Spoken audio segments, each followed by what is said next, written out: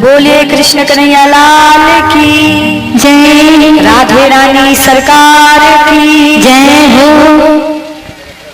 अब हम चलते हैं जरासंध की ओर। कल हमने कथा सुनी, जरासंध बार बार मथुरा में आक्रमण करता है, तो ठाकुर जी ने एक नगरी बनाई, द्वारिका नगरी। पानी के बीच में वो नगरी था, कोई जल्दी से वहां पर नहीं पहुंच पाता, नहीं पहुंच सकता था। तो अब जरासंध भी बार बार युद्ध नहीं कर पाता।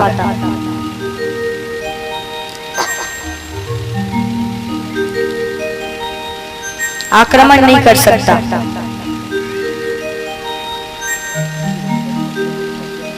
लेकिन जरासंध सिर्फ ठाकुर जी को ही परेशान नहीं करते थे, वो बाकी जो राजा थे, बड़े बड़े राजा, उनसे युद्ध करता था, हत्या करता था।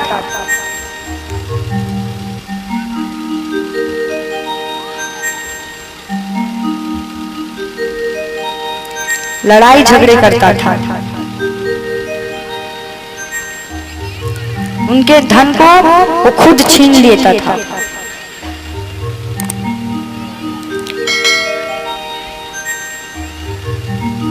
अब यहाँ पाप बढ़ता गया, लेकिन जरासंध के पाप के घड़े नहीं भर रहे। क्यों नहीं भर रहे? अब वो सुबह उठते ही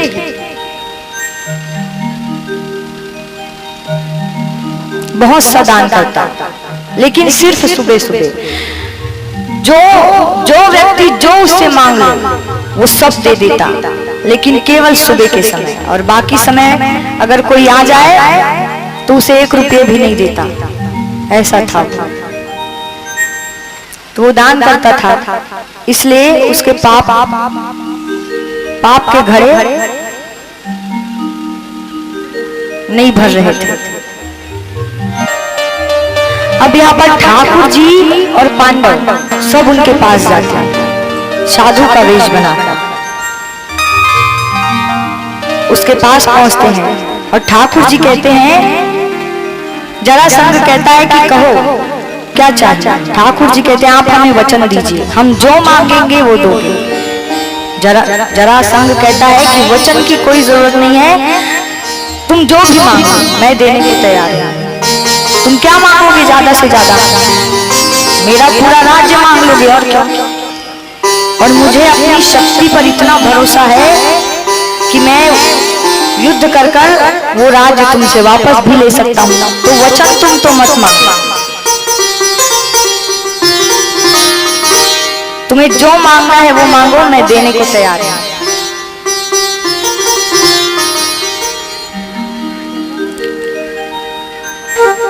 अब यहाँ अर्जुन को क्रोध आ गया। अर्जुन कहते हैं कि तुम्हें जैसा कहा जा रहा है वैसा ही करो। और वो ये कहने के लिए ऐसे हाथ उठाई, उन्होंने हाथ उठाई तो उनके अंगूठे पर निशान था प्रत्यंचा चढ़ाने का। जो क्षत्रिय होते हैं ना, उनके अंगूठे पर निशान होता है प्रत्यंचा चढ़ाने का। पहले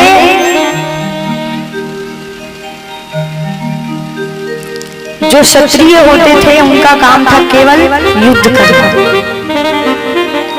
जो ब्राह्मण होते थे उनका काम था पूजा पाठ करना।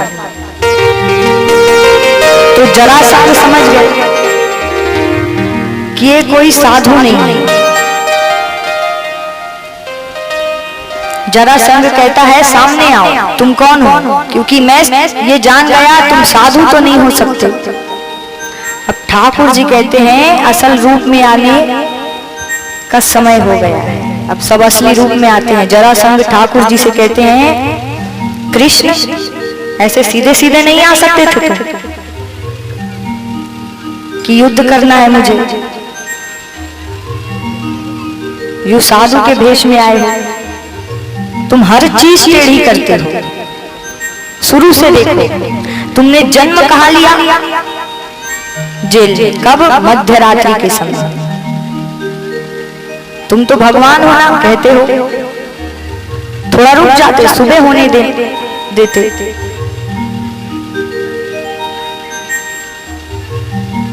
और जेल में जन्म लिया।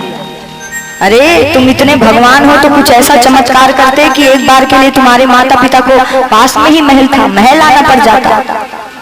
जेल में तुमने जन्म लिया और मुकुट जो तुम पहनते हो वो टेढ़े रखते हो, बंसी टेढ़ी पकड़ते हो, खड़े टेढ़े होते हो, हर चीज तुम टेढ़े करते हो। यहाँ तक तुम्हारा नाम लेने के लिए भी हम सबको जीभ को टेढ़ा करना पड़ता है। अर्जुन कहते हैं, इसीलिए कहते हैं कि टेढ़े आदमी के साथ ज्यादा लगना नहीं चाहिए।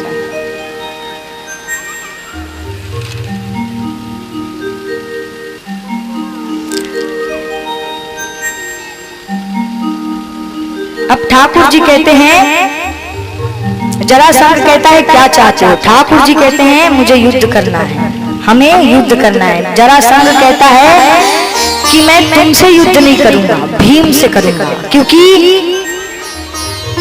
एक भीम ही है जो मेरे सामने टिक सकता है, ऐसा मुझे लग रहा है। ठाकुर जी कहते हैं ठीक है, मैं चाहता भी नहीं कि तुम्हें अपने हाथों से मारो, क्योंकि ठाकुर जी जिनको मारते हैं वो कहा जाते हैं ठाकुर जी के धाम। ठाकुर जी उनका उद्धार करते हैं। जो ठाकुर जी के हाथ से मरते हैं ना, वो सीधे ठाकुर जी के धाम जाते हैं। तो ठाकुर जी कहते हैं मैं तुम्हें मारना भी नहीं चाहता, तुमने इतने अत्याचार किए हैं, मुझे मेरे भक्तों से तुमने दूर रखा है।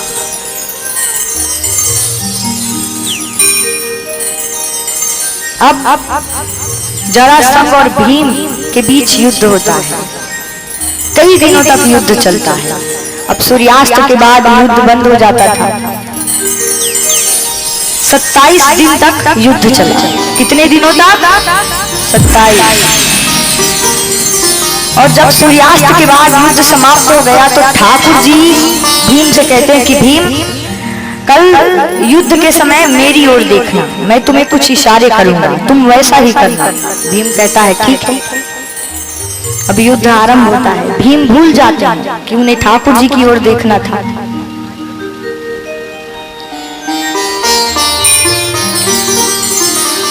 अब वो युद्ध कर रहे हैं। अब ठाकुर जी सोचते हैं कि भीम तो भूल गए, तो ठाकुर जी कहते हैं अहो भीम, अहो भीम, अहो भीम। अब भीम विचार करते हैं, अरे ठाकुर जी मेरे दाव पेच के इतने प्रशंसा क्यों कर रहे हैं, क्योंकि ये तो खुद ने ही सिखाए थे, कितने दाव पेच उन्होंने। अब याद आता है, हाँ ठाकुर जी ने मुझसे कहा था कि उनके तरफ मुझे देखना है। अब भीम ठाकुर जी की ओर देखते हैं। ठाकुर जी एक टहनी उठाते हैं, उसे बीच से चीर देते हैं।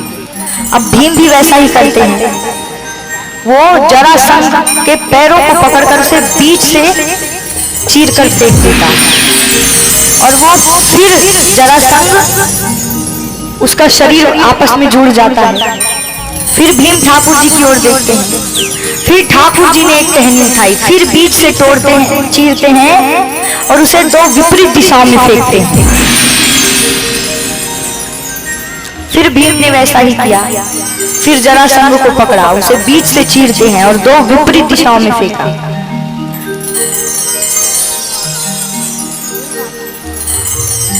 और ऐसा क्यों हुआ? अब इसके पीछे भी एक कथा है।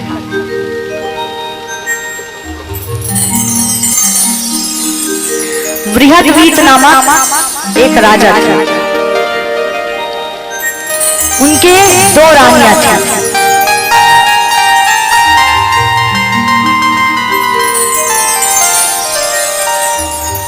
पर कोई संतान नहीं था। कुछ संत उनके पास आते हैं, उन्हें पता था कि इनका कोई संतान नहीं है, तो उन्होंने एक फल दिया और बोले कि जाकर अपनी पत्नी को खिला दे। अब उन्हें ये पता नहीं था कि बृहद्वीत राजा के दो पत्नियां थी, तो उन्होंने तो आधे आधे फल खिला दिया। अब जब 9 महीने बाद बालक हुआ तो आधा आधा मृत बालक होता है।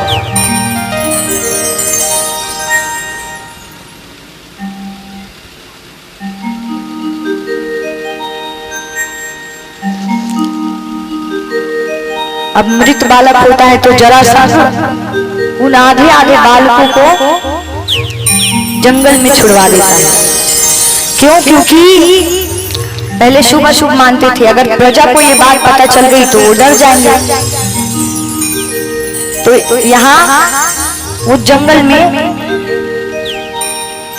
उनके शरीर को छुड़वा देता है। एक जरा नामक राक्षसी आती है और वो जी जी जी जी करके दोनों शरीर को जोड़ने लगती है। जी मतलब प्राण, प्राण।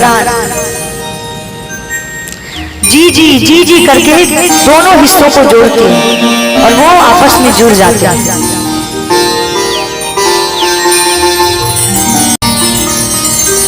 तो इस प्रकार जरा नामक राक्षसी ने इन दोनों शरीर के हिस्सों को का संग किया, जोड़ा।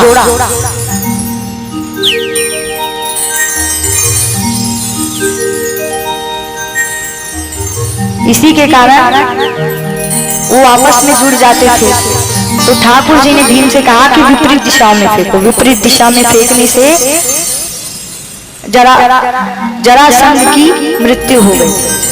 तो जरा नामक राक्षसी ने दोनों शरीर का संग किया, जोड़ा, इसीलिए उसका नाम पड़ा जरासंध।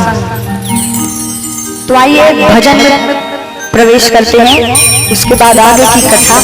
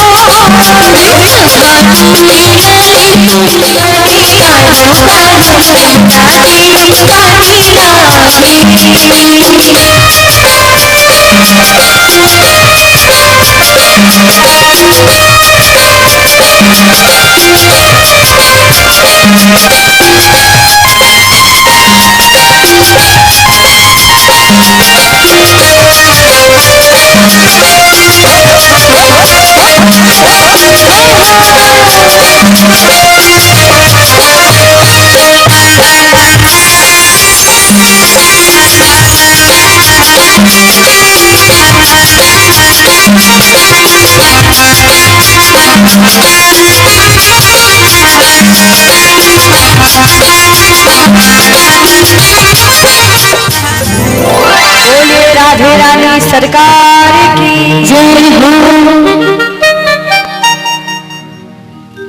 तो इस प्रकार भीम से जरासंध की युद्ध होता है और जरासंध की मृत्यु हो जाती है। अब यहाँ पर पांडवों ने एक राज सूर्य यज्ञ करवाया। यज्ञ में अग्र पूजा होनी थी।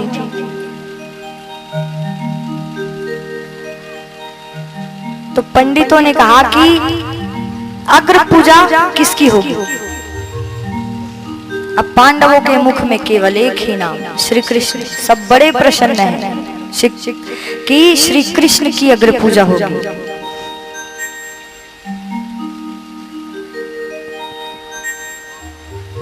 सिवाय दो जन के। कौन कौन? शिशुपाल और दंतवक्र।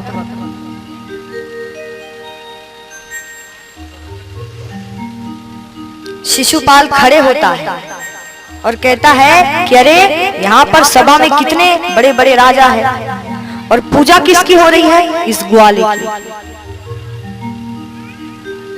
पांडव क्रोधित हो जाते हैं, ठाकुर जी उन्हें बिठाते हैं। अब यहाँ शिशुपाल कहते कहते 107 अपशब्द कह देता है। ठाकुर जी खड़े होते हैं। ठाकुर जी कहते हैं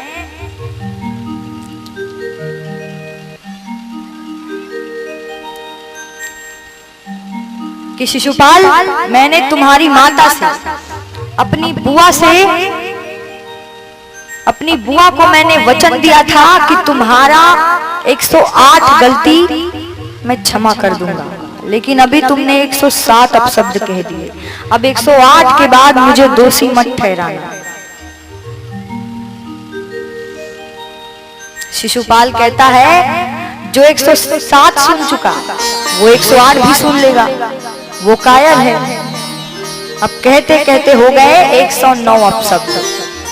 अब यहाँ पर ठाकुर जी अपना सुदर्शन चक्र निकालते हैं, सुदर्शन चक्र उठाते हैं और शिशुपाल और दंतवक्र का वहीं पर वध करते हैं, उनका उद्धार करते हैं। तो उन्होंने जल्दी जल्दी चक्र फेंकी थी तो उनकी उंगली थोड़ी सी कट जाती है। पीछे से द्रौपदी माता अपनी साड़ी फाड़ती है और उनके उंगली पर बांधती है। यहाँ ठाकुर जी ने कहा, रे इतनी सी चोट के लिए इतनी महंगी साड़ी फाड़ दी।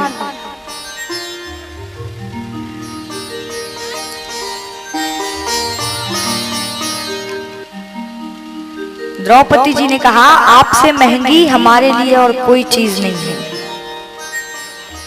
अब यहाँ पर सब चले जाते हैं। ठाकुर जी कहते हैं मैं इसे वापस लौटा कर रहूंगा।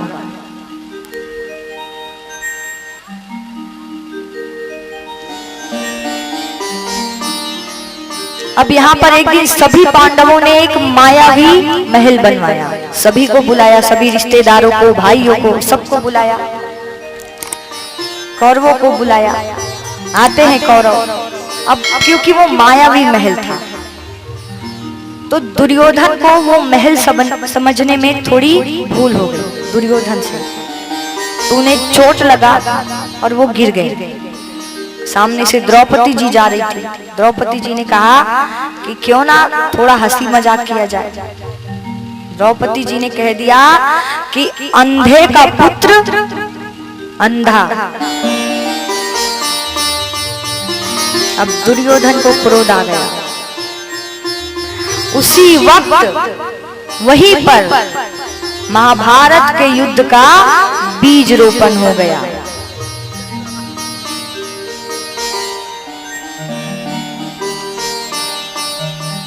अब यहाँ दुर्योधन चले जाता है, अपने मामा के पास आता है, शकुनी मामा के पास कि और कहता है कि मुझे उस द्रौपदी से बदला लेना है।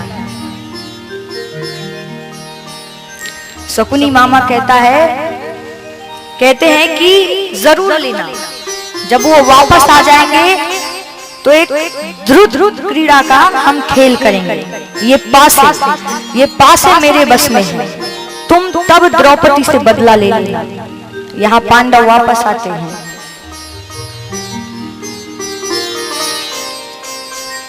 वापस आते हैं तो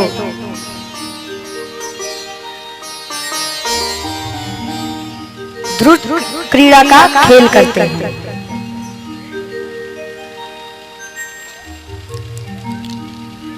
अब खेल करते हैं तो क्योंकि पासे मामा के वश में थे तो वो पांडव धीरे धीरे सब हार जाते हैं। राज पाट धन पद प्रतिष्ठा सब कुछ हार गए और अंत में कहते हैं अब कुछ नहीं बचा हमारे पास लगाने को।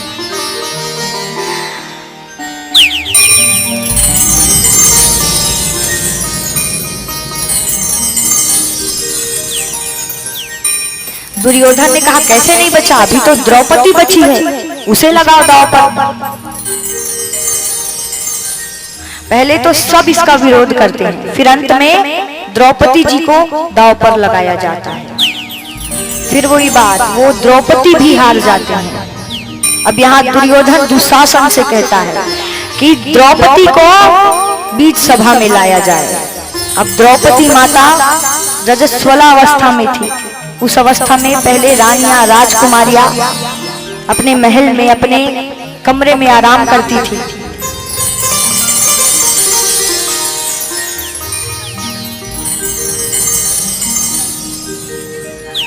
दुशासन अंदर जाता है, केश पकड़ता है, खींचते हुए लेकर आ रहा है। द्रौपदी जी माफी मांगती है, बहुत गुहार लगाती है, मुझे क्षमा कर दो, अरे मुझे इस अवस्था में बाहर लेकर मत जाओ। वहां गुरु है, पितामह है, राजा है, महाराजा है, सब बैठे हैं, मुझे इस अवस्था में मत लेकर जाओ। वो बहुत बोलती है लेकिन दुशासन नहीं मानता। उन्हें खींचते हुए लेकर आ रहा है और सभी के बीच राजमहल में, बीच सभा में, सबके बीच उन्हें पटका जाता है।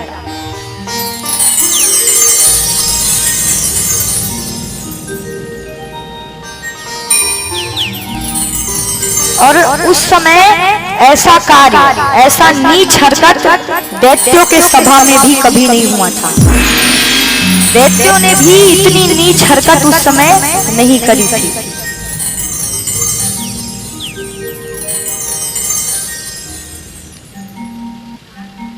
अब द्रौपदी जी सबको पुकार रही है, मुझे बचाओ। वहां कृपाचार्य बैठे हैं, भीष्म पितामह बैठे हैं, राजा महाराजा बैठे हैं, द्रोणाचार्य जी बैठे हैं, लेकिन कोई सहायता नहीं कर रहा।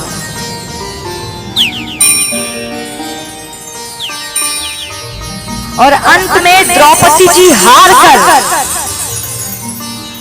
अब दुशासन साड़ी खींचे जा रहा है, क्योंकि दुर्योधन ने कहा था कि इसे बीच सभा में सबके बीच निर्वस्त्र किया जाए। दुशासन साड़ी खींचने लगता है और द्रौपदी जी हार जाती है और नहीं कर पा रही है, तो अंत में अपने दोनों हाथों को ऊपर उठाती है और कहती है, हे द्वारिकाधीश मेरी रक्षा करो, हे द्वारिका के नाथ मेरी रक्षा करो, हे परमपिता परमेश्वर मेरी रक्षा करो। तो सुनिए द्रौपदी जी क्या कहती हैं।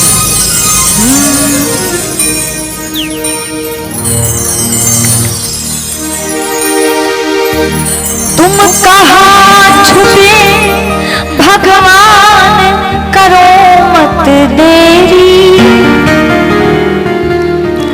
दुख हरो द्वारिका नाथ शरण में तेरी। तो आइए, तुम कहाँ छुपे भगवान करो मत देरी, तुम कहाँ छुपी भगवान करो मत देरी, हरो द्वारिका नाथ शरण में तेरी,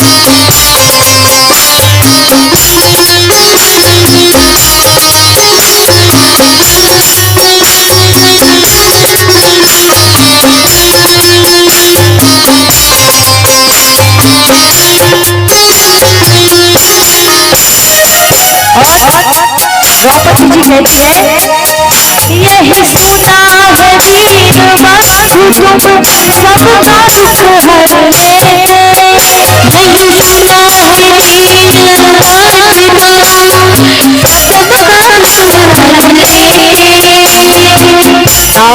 आज मेरी लाज लगी है, अखियाँ थक गई रोने, मेरी लाज लगी है, अखियाँ थक गई रोने, अगर सुभद्रा होती तो क्या कुंजली नाचे, अगर सुभद्रा होती तो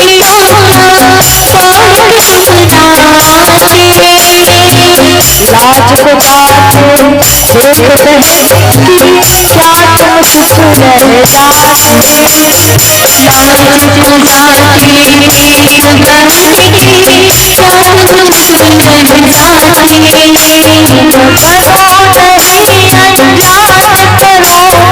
शरण में तेरी, भगवान करो मत देरी, हरो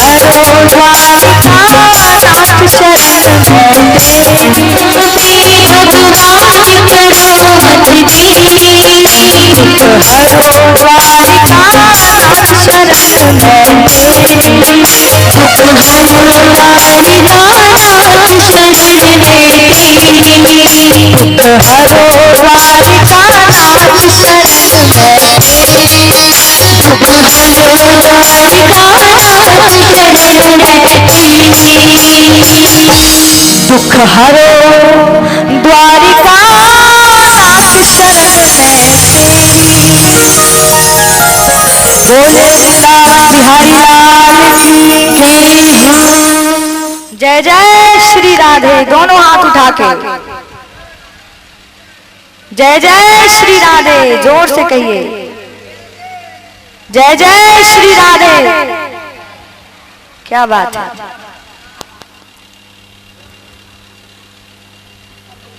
तो अब यहां पर द्रौपदी माता ठाकुर जी को पुकारती है, ठाकुर जी वहां पर प्रकट होते हैं, आते हैं, साड़ी बढ़ाने लगते हैं, बढ़ाते बढ़ाते बढ़ाते बढ़ाते साड़ियों का पहाड़ लगा देते हैं, साड़ी खत्म ही नहीं हो रही, दुशासन गिर जाता है वहीं पे। अब यहाँ पर दुर्योधन खड़ा होता है, कहता है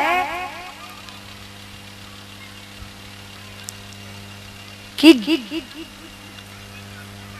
जिस दुर्योधन ने ये बात कही है, निर्वस्त्र करने की बात कही है, मैं उसके छाती को चीरकर उसका लहू पीऊंगा, मैं वचन देता हूं। और जिस दुशासन ने द्रौपदी के साड़ी को हाथ लगाने की कोशिश की है, जरूरत की है, मैं उसका दोनों हाथ उखाड़ दूंगा।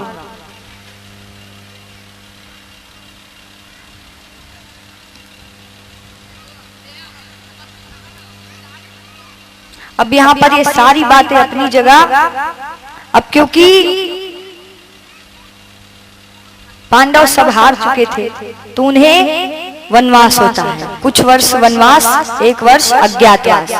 अभी अज्ञातवास और वनवास में ऐसा नहीं है कि कौरव उन्हें शांत बैठने, शांति से वनवास करने देते हैं। कौरव उन्हें बहुत परेशान करते हैं। वो चाहते थे कि इस वनवास में ही पांडवों की मृत्यु हो जाए, जैसे लाक्षाग्रह इत्यादि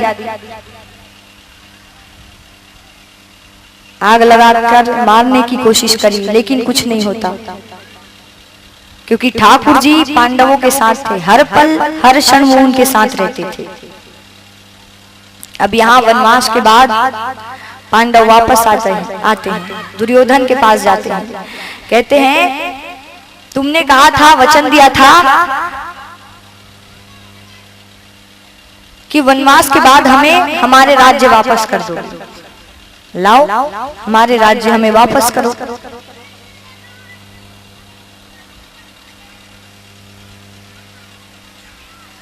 दुर्योधन कहता है कि मुझे नहीं पता मैंने कब वचन दिया था, अगर कुछ चाहिए तो युद्ध करो और ले लो।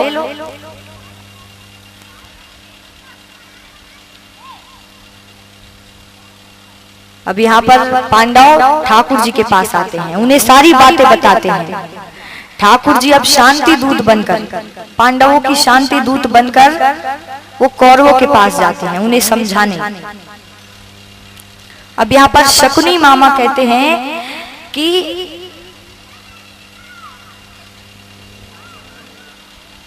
चलो जो हुआ सो हुआ, लेकिन कोशिश यही करना कि कृष्ण तुम्हारे तरफ हो जाए, क्योंकि अगर कृष्ण तुम्हारी ओर हो गया तो तुम्हें दुनिया में कोई नहीं हरा सकता। तो तुम जब वो आएंगे तो बहुत आवभगत करना, स्वागत करना, मेवा मिष्ठान बनाना। यहाँ पर ठाकुर जी आते हैं, कहते हैं दुर्योधन मुझे तुमसे कुछ बात करनी है। दुर्योधन ने कहा अरे बात छोड़िए, पहले आइए भोजन करते हैं। ठाकुर जी ने कहा भोजन बाद में करेंगे, पहले मुझे तुमसे बात करनी है, बहुत जरूरी बात है। दुर्योधन कहता है कहिए।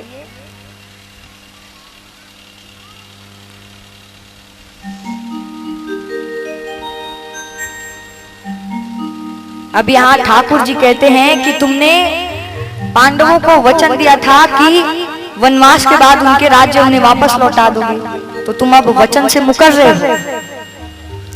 दुर्योधन कहता है वो मुझे याद नहीं है, मैंने कब वचन दिया।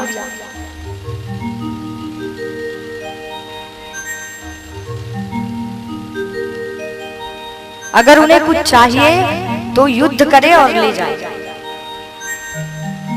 अब यहाँ ठाकुर जी कहते हैं चलो तुम उनका राज्य उन्हें नहीं लौटा सकते, तो 5 पांडव हैं, 5 गांव ही दे दो, वो उनमें भी प्रसन्न है, उनमें भी खुश रहेंगे। 5 पांडव, वो उनमें अपना राज्य चलाएंगे। 5 पांडव है, 5 गांव ही दे दो। दुर्योधन कहता है कि बिना युद्ध के मैं सुई भर भूमि भी नहीं दूंगा। अगर उन्हें कुछ चाहिए तो जाकर कहो कि युद्ध करे और ले जाए। ठाकुर जी बहुत समझाते हैं कि युद्ध होगा, रक्तपात होंगे, कई बेगुनाह मारे जाएंगे, ये गलत है, ऐसा मत करो। दुर्योधन कहता है कि मुझे उससे कोई फर्क नहीं पड़ता, अगर उन्हें कुछ चाहिए तो युद्ध करे और ले जाए।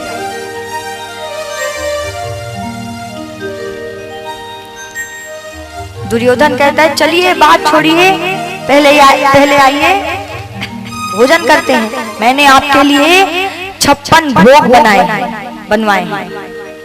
ठाकुर जी कहते हैं मैं भोजन सिर्फ 2 शर्तों पर करता हूं। कैसी शर्त? कि जब आप चाहो कि सच में मैं आपके घर भोजन करूं, तब मुझे जब भूख ना हो तब मैं भोजन कर लूंगा, और जब मुझे बड़ी जोरों से भूख लगती है तब मैं भोजन करता हूँ। लेकिन यहाँ दोनों भावना ही नहीं है, यहाँ दोनों बात मुझे दिखाई नहीं दे रहा। ना तो तुम चाहते हो अच्छा से कि मैं भोजन करूं, और ना मुझे इतनी भूख लगी है। मैं तो अपने विदुर जी के यहाँ जा रहा हूँ, वही मैं भोजन करूंगा। ठाकुर जी जाते हैं। अब यहाँ विदुरानी जी विदुर जी से कहती हैं कि सुना है कृष्ण आया है। अब देखिए आप जिन्हें पसंद करते हैं या जिन्हें अच्छा कहते हैं, अगर वो आपके पड़ोस के घर में आए होंगे तो आप चाहेंगे कि वो हमारे घर भी आए। तो यहाँ विदुरानी जी कहती है कि सुना है कृष्ण आया है, अगर एक बार हमारे यहाँ आ जाता तो। विदुर जी कहते हैं वो राजा है, राजा के पास आए हैं, यहाँ हम गरीबों के पास क्यों आएंगे। विदुरानी जी कहते हैं नहीं, एक बार बुलाकर देखिए। अब यहाँ विदुर जी जाते हैं। यहाँ विदुर जी का घर से जाना हुआ, विदुरानी जी अब सोचती है कि क्या पता कृष्ण सच में आ जाएंगे। वो घर को ठीक ठाक करने चली गई, कपड़े बदलने चली गई। यहाँ विदुर जी जाते हैं और ठाकुर जी आते हैं, दरवाजे पर खड़े हैं और बड़ी प्रेम से आवाज लगाते हैं, एकदम प्रेम से, विदुर जी कहाँ हो, अंदर नहीं बुलाओगे हमें?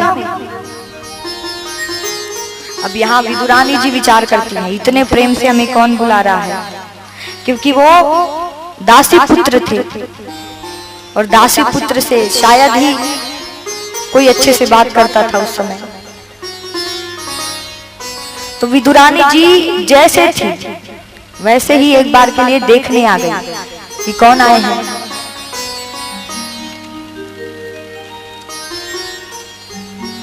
अब यहाँ दरवाजा खोलती है तो प्यारी सी चेहरे पर मुस्कुराहट लेके ठाकुर जी सामने खड़े हैं।